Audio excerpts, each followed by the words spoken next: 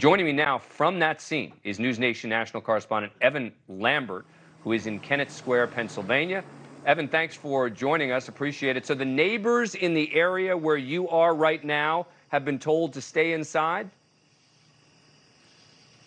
Right, they're essentially on lockdown, as this whole Longwood Gardens area, and this really developed all in the last couple hours or so after news of a possible sighting earlier this afternoon. We asked Pennsylvania State Police when we heard about this what was going on, and they say there's been another possible sighting in this area tonight. The Gardens obviously put out a text alert to residents telling them to shelter in place. We have seen along this road here, which is really kind of on the outskirts of this property, a popular botanical garden in this area. We have seen cars passing this way.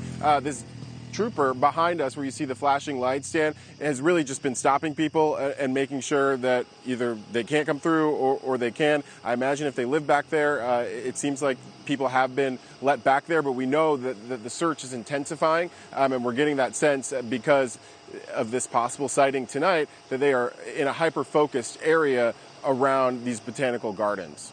Stand by for a minute. Let's bring in Vinny Vella. He covers suburban courts and crime for the Philadelphia Inquirer. He's been breaking stories about this throughout this story. He was at the press conference earlier today. Vinny, you know anything else about what is going on there in that area and why this lockdown has occurred?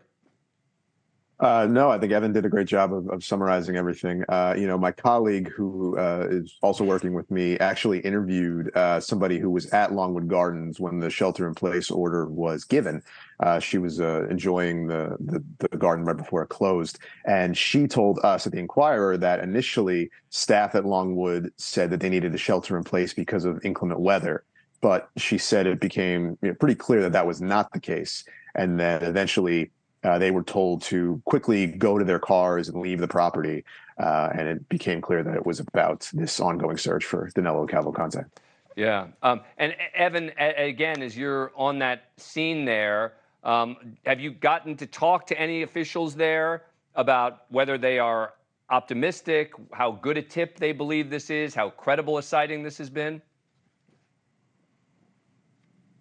That's a little bit too early. I've been texting, trying to call some of the sources with the Pennsylvania State Police and haven't really been getting much back. But our newsroom did confirm that this was a possible sighting this evening, and that's what kind of set up this flurry of activity that we've seen. I can tell you on the way here, we kind of did a roundabout of this whole area. Lots of roads are closed in this area. Right now, there's other media near us at the moment, but we haven't seen any active searching, and it's hard to see, really. You're seeing the light for our live shot, but really it is pitch black out here.